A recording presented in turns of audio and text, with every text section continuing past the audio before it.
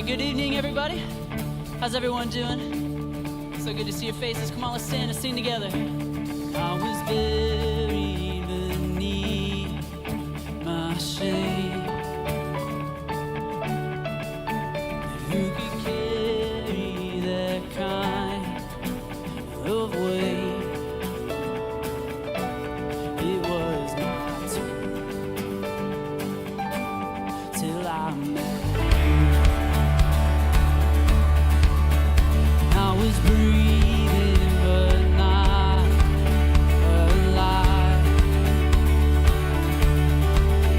And all my fears I tried to hide. It was my turn till I met.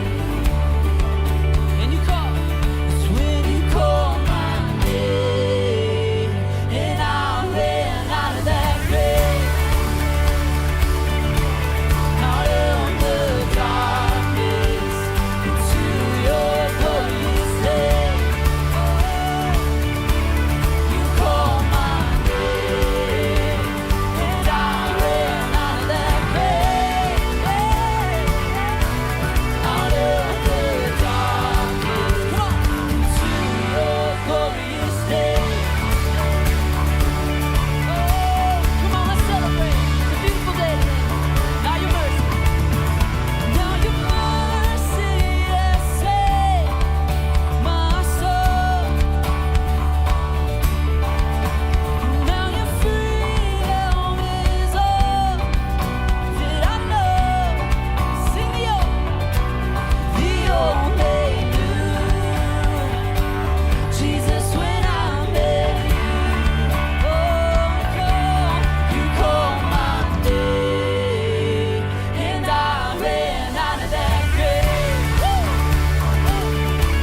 out of the darkness, to your glorious day. You called my name, and I ran out of that grave,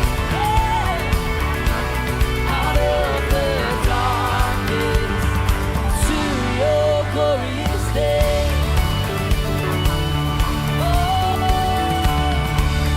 Come on, every hand in the room, let's go. Come on, get them up. We're celebrating something beautiful today. I need a rescue. I need a rescue. My sin was heavy. The chains break at the weight of your glory. I needed shelter. I was an orphan. Now you call me a citizen of heaven. Come on. When I was broken, you were my healing. Now your love is the air that I'm breathing. I have a future. My eyes are open. 'Cause when you call my name, I ran out of that grave, out of the darkness, to your glorious day. You call my name, and I ran out of that grave, out of the darkness, to your glorious day.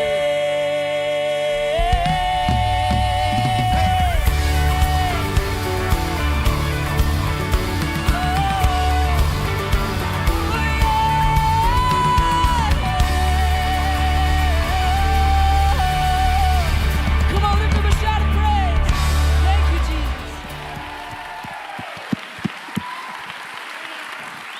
Wow, you guys are ready to go, yes? This is such a beautiful thing. I'll tell you something. This is what I was thinking about. You can have a seat. This is what I was thinking about. We haven't been here at Troy with all the campuses out on the East Lawn since 2009. And in 2009, our daughter got baptized here by Mark and Kelly Nelson. It was just an awesome thing. So the idea that we'd all be together on all of our campuses, you know, it's just such, just fills my heart. My name is Danny. I'm one of the pastors here at Troy. Let me tell you this. How many of you have never been to this campus? So let me see your hands. So a few of you have, so welcome. So glad that you're here. This is is the old campus. It's the old campus. But hey, this is something we do every week. There's people joining us on stream. And so on the count of 3, we're going to welcome everyone on stream. All right? 1, 2, 3. Here's what you don't get on stream, so I'm sorry, but when all this is done, we're going to leave the auditorium. All you're going to see is an empty stage, and we're going to be out there partying and baptizing, so sorry about that. But there you go. You can clap for that. There you go. But Justin has a big question for all of you. Yeah, I'm Justin. If we haven't met, I had a question. Did anyone see the bounce house out there? Yeah? Who thought it was a bounce house for a very long time, okay? Who knows that that's where the cotton candy is? So I walked by that 3 or 4 times. I was like, man, where is the cotton candy around here? And then I started looking, I'm like, oh, it's right there. It's not a bounce house. Anyways, after the service, we want you to go grab some of that as we go celebrate out on that lawn with all of our community that are getting baptized. Now, hey, here's my question, though. More so, I want to invite you to celebrate. Can we give it up for our Troy campus and everyone who's here? Yep.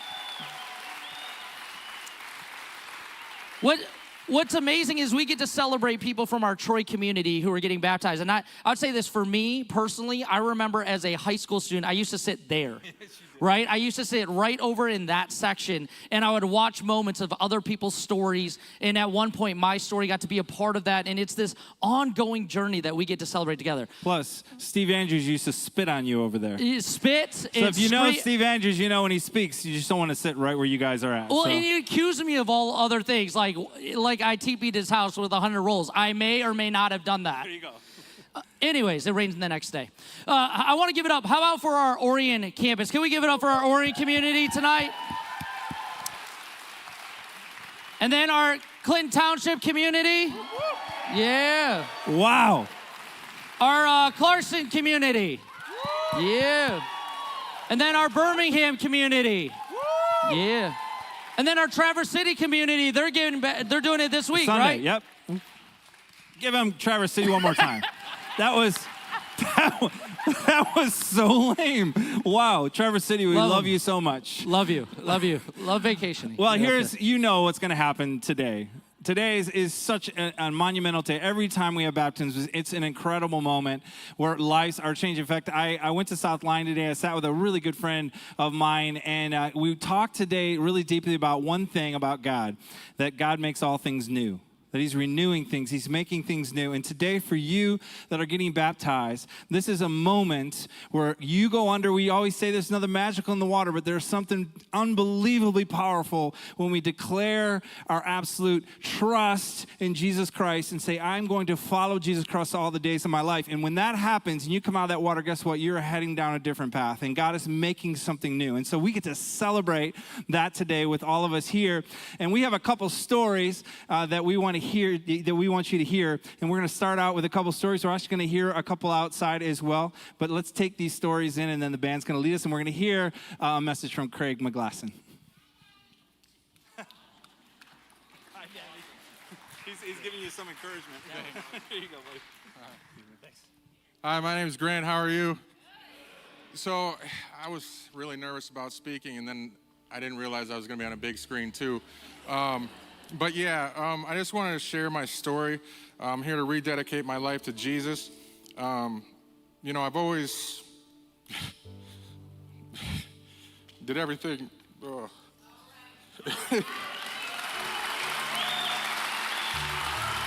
So I've always done everything on my own, not one to ask for help. And then I realized that it doesn't have to be that way. So I came to rededicate my life to Jesus and get back on the right track. You know, through the ups and downs, I can tell you right now, my ups were, every time my ups were when I was following the path Jesus set for me. You know, 96 days ago, I was on a plane headed to Florida for addiction. And now I'm 95 days sober.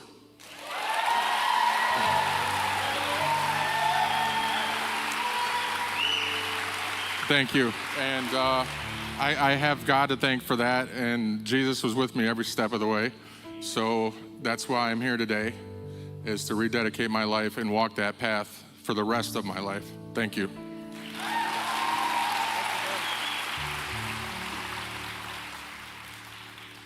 Good evening, everyone. I'm Kevin. So growing up, we never really attended church much. But as I look back, there was a consistent thread of instances where it kind of seems like I was being called to. Whether it was friends inviting me to church on Sundays, the occasional service at Easter or Christmas with grandma, or the miraculous recovery of that grandmother after what should have been a very fatal injury. God has been present throughout my life. When my wife and I moved in together, we started attending Kensington Troy's campus. We came to Midweek here. We weren't great about going every week, but when we did, one or both of us felt like that message had spoken directly to us, and we really felt God's presence. Not in a, oh, that was a nice service kind of a way, but it felt like it hit us like a hammer. Like he pulled us there that day for that message. It wasn't until talking with the pastor here, before we got married, that I really realized who Jesus was in my life and the impact he'd had.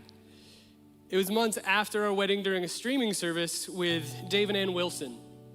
We were both laying on our living room floor, just listening to the message. And Dave and Ann did something where they spoke all the evil out of the house. And that was the first time I heard God's voice speaking to me. And he told me I was on the path and that he wanted me to walk with him. And since then, I've been leaning more into my faith and have come to the realization that I'm ready to answer his call and truly step into my faith and explore my relationship with Jesus and with God. Thank you.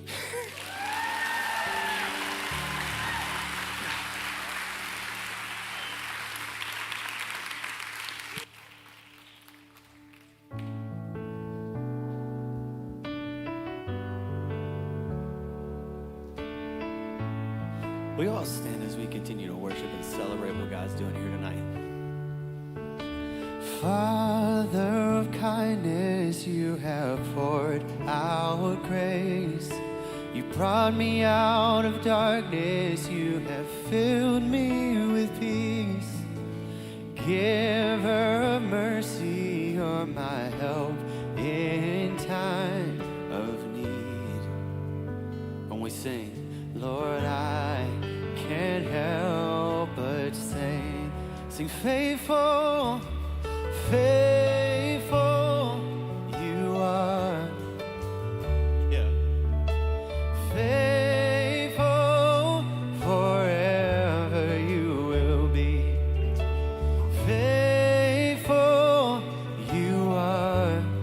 All your promises, all your promises.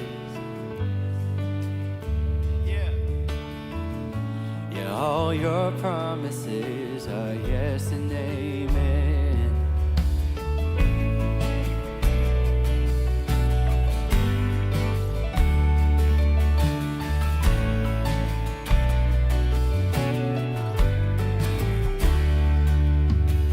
Beautiful Savior, you have brought me near. You pulled me from the ashes. You have broken every curse. Blessed Redeemer, you have set this captive free. Lord, I can't help but sing faithful, faithful you are. Faithful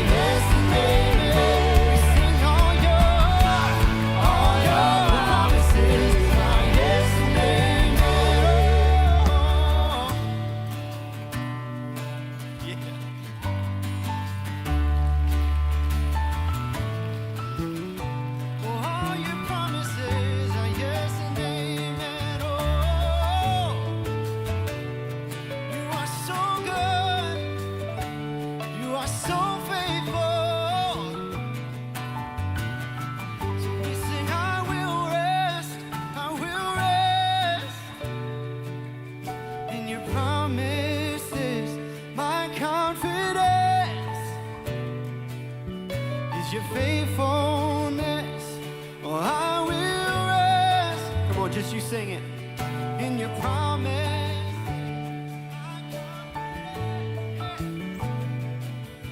is your faithfulness. Oh, I will rest in your promises. My confidence is your faithfulness. Yeah, I will rest in your promises. My confidence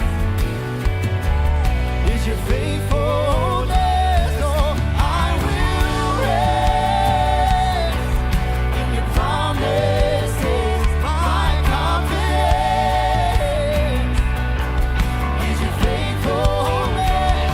Oh, I will rest in your promises. My confidence is your faithful. You are faithful. Faithful. You are faithful. Forever you will be. Faithful. You are. All your promises are yes and amen. All your promises are yes and amen. All your promises are yes and amen. All your promises are yes and amen.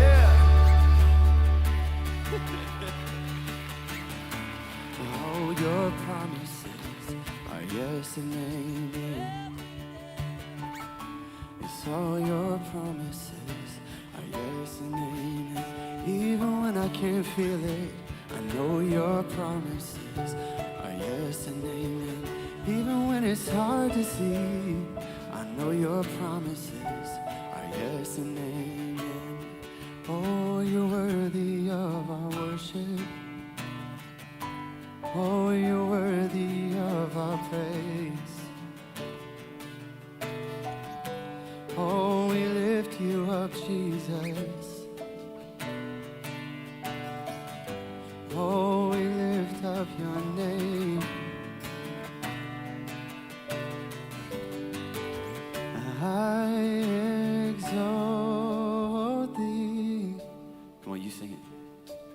I exalt thee. I exalt thee.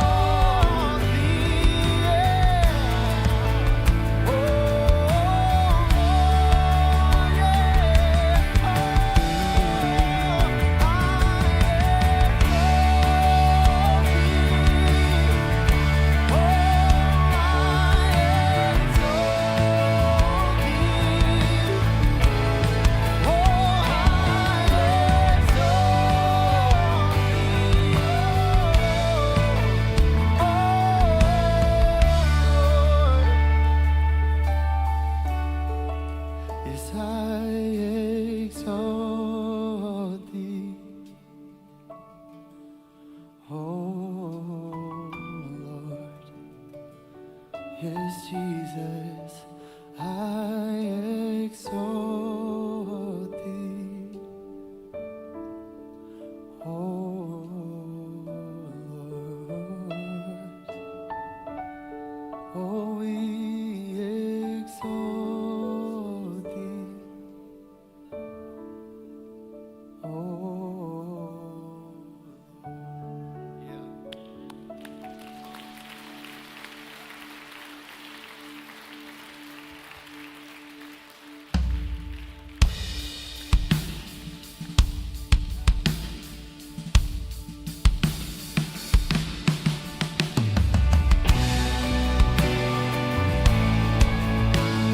We thank you for your love. Yeah.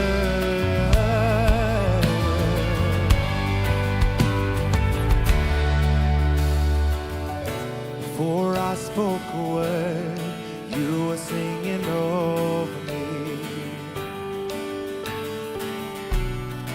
You have been so good to me. Before I took a breath, you breathed your life in me. Yeah. You have been so kind to me. And oh, the overwhelming, never-ending, reckless love of God. Oh, it chases me down, fights till I'm found, leaves the 99. I couldn't earn it, I don't deserve it, still you give yourself away. Oh, the overwhelming, never-ending, reckless love of God.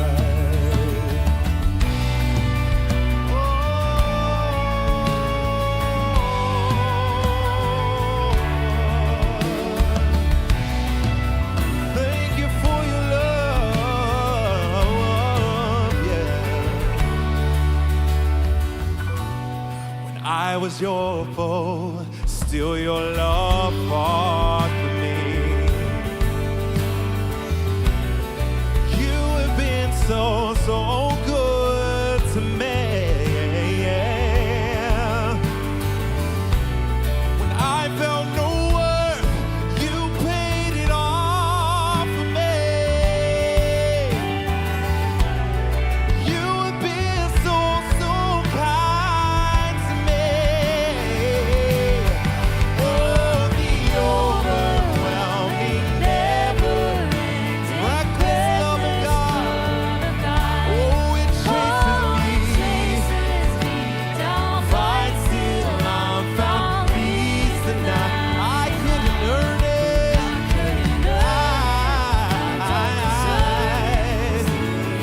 Give yourself away. Oh, the overwhelming, never-ending, reckless love of God.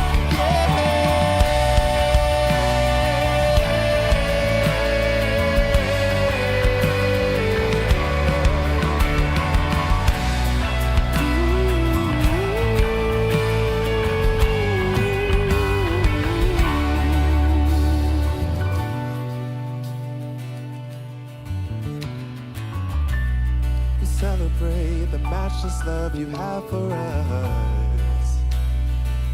No other love, no other love, no other love.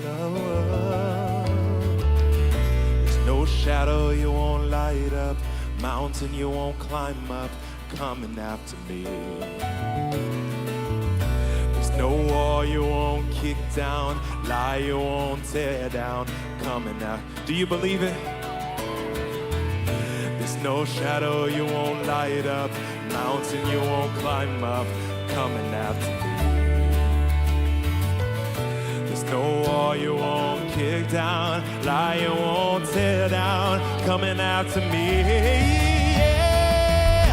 There's no shadow you won't light up, mountain you won't climb up, coming after me. Yeah.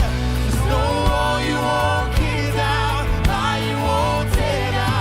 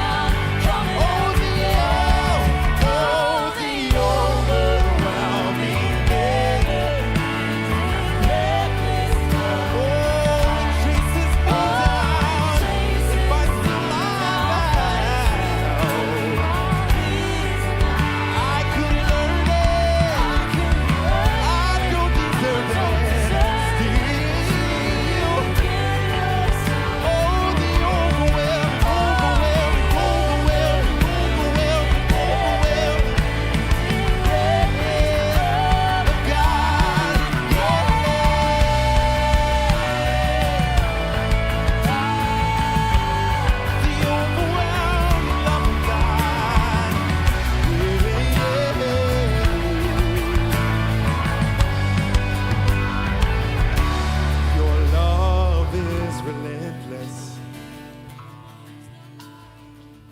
Oh, your love is relentless.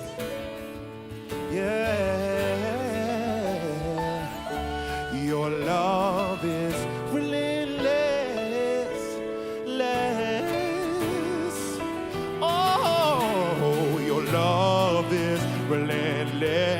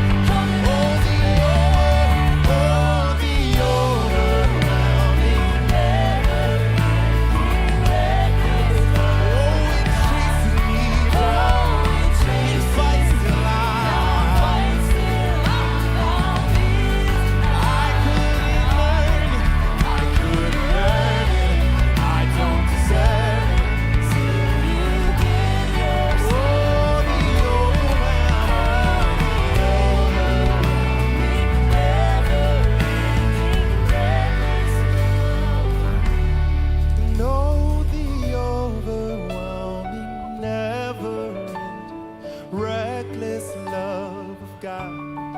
Oh, it chases me down, fights till I'm found. It'll leave the 99. I couldn't earn it, I don't deserve it. Still, you give yourself away. Oh, the overwhelming, never-ending, reckless love of God. Thank you for your love. Thank you for your love. We thank you for your love. We thank you for your love. It's washing over us. It's washing over us. It's washing over us. We thank you for your love.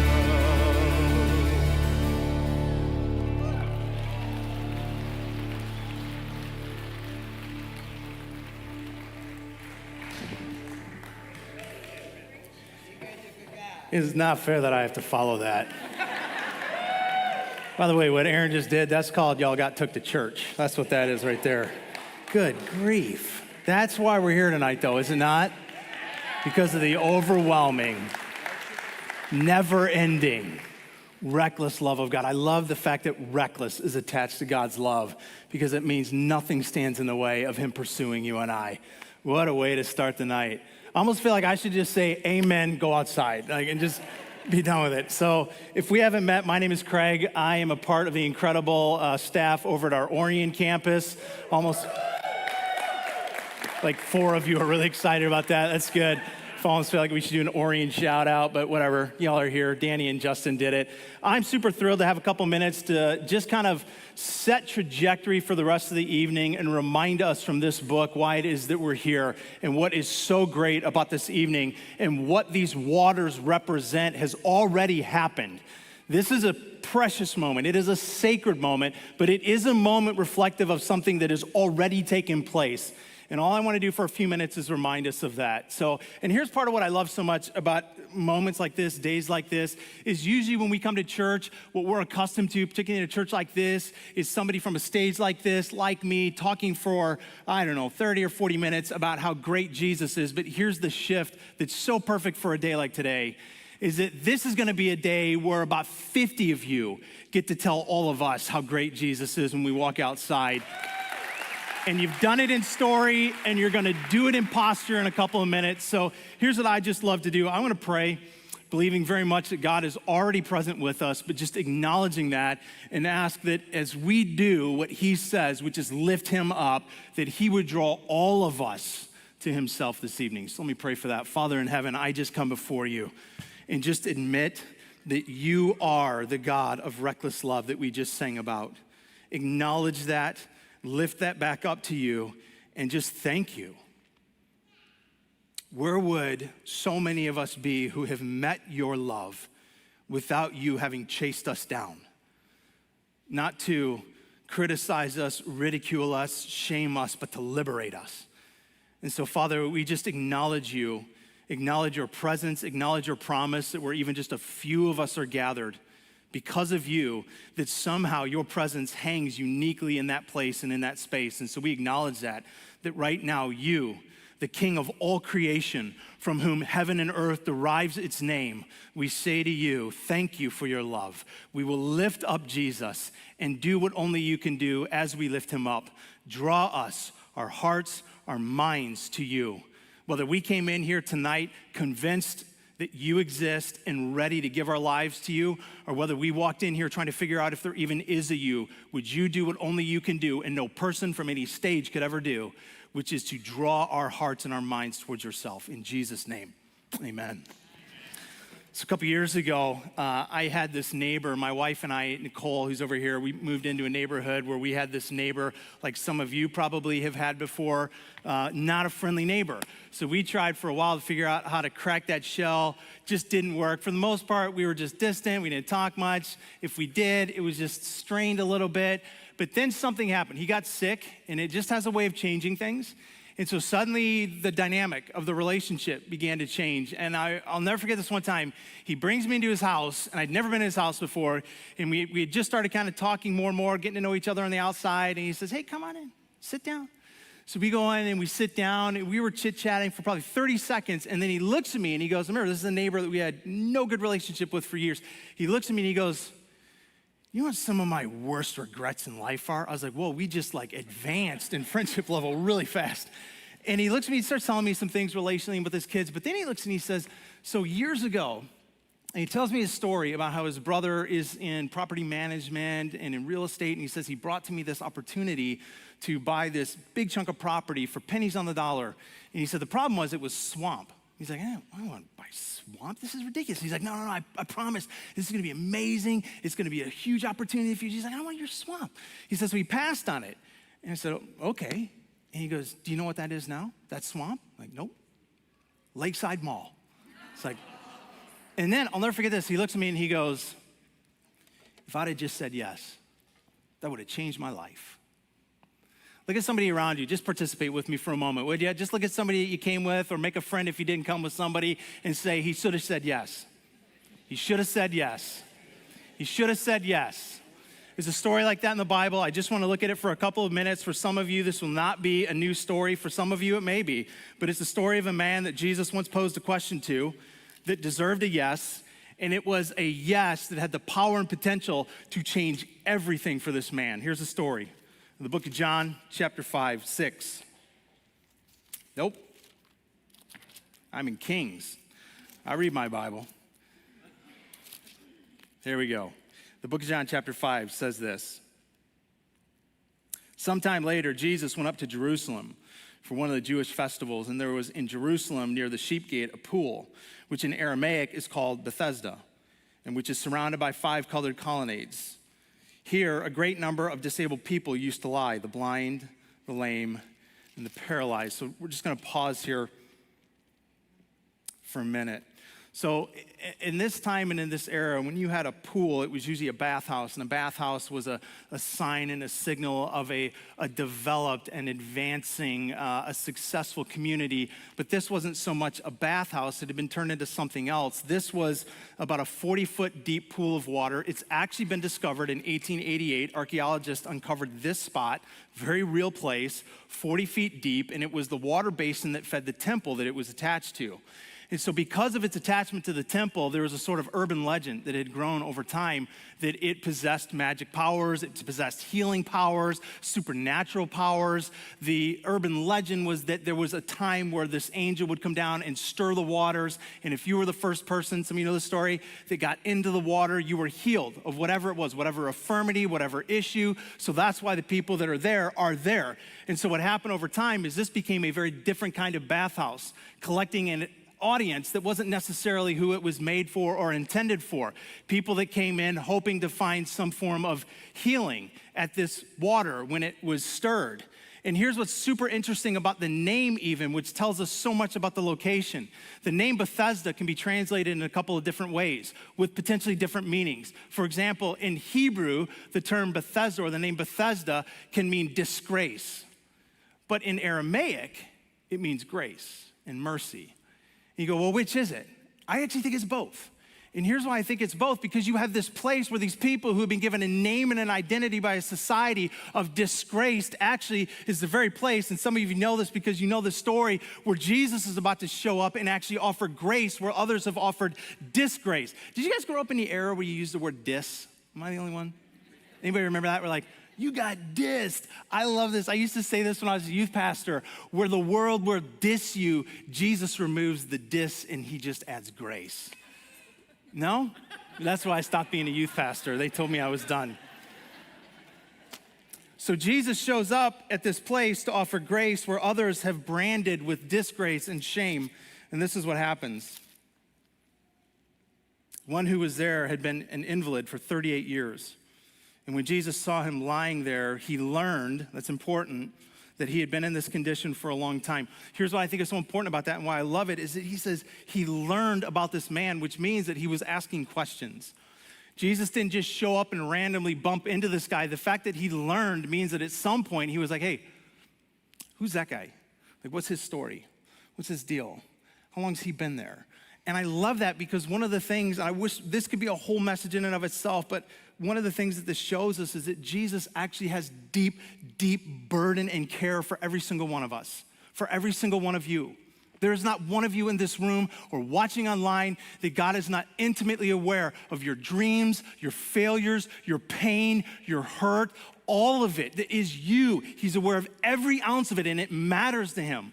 One of the things I reminded Orion this last week is that God doesn't just love you, he actually likes you. And we know that that's a difference, right? No, it's not. Yes, it is. Think of family. You love them, but there's some of them you don't like. God actually doesn't just love you, he likes you. There's an interest he has in your life. And he expresses it here when he says, tell me about this guy. So he learned about this guy. And he learned about this condition that this man had been in for all of these years. And he has this moment where he's going to walk up to him and offer to him a question that he's going to pose to him, the opportunity to answer for him. But for 38 years, I want you to get the picture.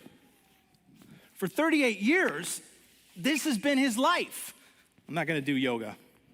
But this is what he has known for 38 years. And what's interesting to me about that is that, so Jesus is about to ask him this question that could be potentially super offensive. Watch this. He comes up to him and he says to him, do you want to get well? What a weird question to ask a guy that for 38 years has been sitting on the same mat, waiting for healing. So I have a dad who's blind, and my mom has polio, so she cannot walk without assistance. If my parents were alive during this time, in this era, and in this area, they would have been people sitting at these waters. And I can't imagine somebody coming up and saying, do you want to get well? Well, of course I want to get well. Of course I want to get well. That's why I'm here right now.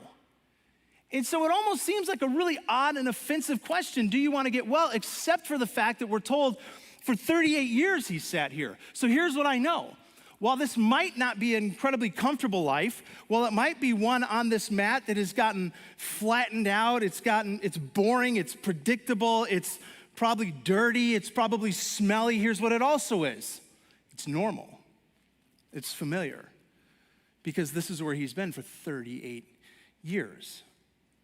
And I think one of the reasons that Jesus asks him if he wants to get well is something that's true for our lives as well as potentially for this guy's life, is that sometimes we can live in a place that even though it isn't desirable, it's familiar, and it's so much easier to say yes to what is undesirable but familiar as opposed to what is, what? Help me out. Yeah, exactly. And so Jesus says, do you want to get well? And I think that's partly why the guy answers the way that he does, out of maybe his familiarity, maybe his frustration, maybe his, who are you to ask me anything? What do you even have to offer me? Get out of my business. And this is what he says. Sir, I have no one to help me into the pool when the water is stirred. As a matter of fact, while I'm trying to get in, someone else goes down ahead of me. Now I read this and I just wonder one thing.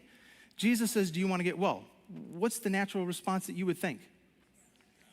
Just say yes. Yes, just say yes. And instead he has all these excuses. Well, I would like to, and I try to, but every time I try to go down, I can't. I don't have nobody to help me, and then somebody else gets in there first, and he offers up all these excuses. And I think the one thing he does in his excuses, though, is he identifies something really important. It is a proper posture to be able to understand what Jesus is offering. He says this, I have nobody to help me. In other words, what he's indicating is, I would like the change that I'm told that can do, but I can't make that change happen alone. I can't get there on my own. And then what I love is that Jesus does what only Jesus can do. Then Jesus says to him, get up, pick up your mat and walk. And at once the man was cured. And he picked up his mat and he walked. So I just love to visualize. Like, you got to think about this. I don't know, he's sitting down somehow. But here comes Jesus. He has this moment. He's a stranger as far as we know to this man. And he learns about his background. Moved with compassion, he moves over to him. He has a conversation. He poses this potentially offensive question. And then he says in response to the man's excuse and his explanation of why he's still there, get up, take your mat, and walk. 38 years. What do you do in that moment? Well, what we're told he did is he got up and he walked. But there was a moment between the invitation and between the walk that he had to sit there and he had to wonder if these 38-year-old legs that had never flexed a muscle would work. He has no guarantee. He has no certainty. All he has is potentially an ounce of faith and hope that if he responds to this man's invitation and tries to flex, that just like, could you imagine? I think of my mom, who's never moved since she was 5 years old, one of her legs. And I wonder what it would be like for that man to have a moment where suddenly he felt the twinge of a muscle. And then a moment to take probably all of his doubt, uncertainty, maybe irritation, familiarity with this. This was comfortable, this was normal, this was predictable, all of that, and the faith he possessed in that moment, and put it into Jesus' hands and do something like this. And put weight on muscles that had never been used and stand up. And then take what was his familiar life for 38 years and roll it up and walk into a new life with Jesus. Some of you came here tonight to celebrate how that's what God has done in your life. That is the story of everybody that will get into those waters in the next few minutes, is that there was a moment where Jesus said to them, get off your mat and walk. And we know how to create mats. We all have one. Your mat is Maybe it's your reputation, maybe it's your career, maybe it's your relationships. It's whatever pursuit you think is gonna make life work for you. And the reality is sometimes this becomes so familiar that even if it isn't desirable, it still becomes your normal. And so it becomes easy when Jesus says, come, walk with me. To go, I don't know what that's like. I don't necessarily like this, and it's not working out entirely for me, but I get it. I know it. And Jesus says, just trust me. Walk with me. Get up and walk with me. I promise you, life will never be better. Walk with me. And for some people, that's why we're going into these waters. Some of us here have said yes to that. You got up and you moved into those waters. Here's what I just wonder for some of you. Some of you, maybe you came here tonight. Maybe you came here to celebrate somebody that's getting in those waters. Maybe you came here and you're like, I didn't know it was baptism. I just thought it was midweek. Awesome. But maybe the reality is you actually are here because God knew tonight was the night you needed to also stand up and walk with him. Maybe tonight, for some of you, maybe you've even already said at some point yes to Jesus, but you haven't walked into the waters. You know what I love about this story in the end? He got his healing with Jesus and didn't have to step into those waters. Healing is with Jesus. Salvation is with Jesus. Those waters will represent what Jesus did on the cross as he walked out of the tomb and as he invites us, walk with me. Some of you, I think tonight's your night to say yes to him.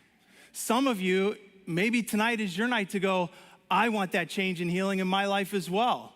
A change and a healing that I think the Apostle Paul points to in the book of Romans when he says it this way. Romans chapter 3. For all have sinned and fallen short of the glory of God. There's what needs to be changed. And all are justified freely by his grace through what? The redemption that came by Jesus Christ. God presented Christ as a sacrifice of atonement through the shedding of his blood to be received by faith. He did this to demonstrate his righteousness because in his forbearance, he had left the sins committed beforehand unpunished. He did it to demonstrate his righteousness at the present time so as to be just and the one who justifies. So let me talk to two groups real quick. One group, those of you that already decided, I'm getting baptized today. You came, you were sitting here earlier today. Justin and Andrew talked to you. Here's what I ask you to do. I want to have you stand up. And I want to have you walk out these doors and head back to those tanks where we're going to join you. We're going to give you a minute to get on out there ahead of us before everything fills up and the hallway gets thick. So you head on out and you celebrate them as they go.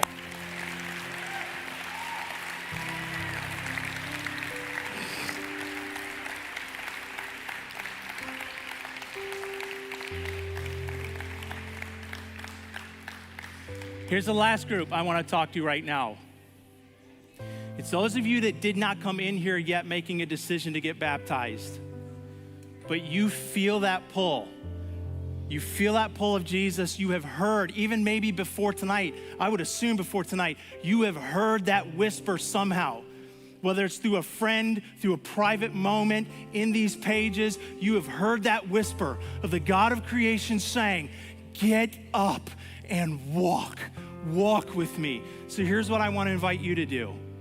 I want to invite you in just a minute to stand as well, and I'm going to give you a minute to do it. And I'm going to invite you to stand and walk out. And some of you, you're going to go, you know what, dude, I would, but I didn't bring a change of clothes. All right, well, guess what? We brought some for you, well, like half. We brought like half a change of clothes for you. And this is a small. We have other sizes. So we're gonna do what we can to give you what you need and the tools that you need. But here's what I would just offer up to you. In the days of Jesus, when men and women followed him in obedience into those waters, it could potentially mean the loss of everything, your life, your home, your reputation, your job. So if today it costs you some wet trousers on the way home, so be it. And for some of you, you're like, yeah, but I don't like audiences and I don't like to be made a spectacle of, so I don't know if I want to stand in front of people. Listen to me. Our God was risen to a cross in front of all of humanity for you and I, for no other reason than what we sang a few minutes ago. Oh, the overwhelming, never-ending, reckless love of God. I would invite you, just on the count of 3, if God is nudging, stand. And you walk out those doors to the hub that's in the lobby, and they'll give you what you need to be a part of what we're doing tonight to celebrate what God is inviting you into. So you ready? 1, 2, 3. Stand, stand, stand, stand. Awesome. Continue to celebrate as they walk out, and we're going to sing one more song.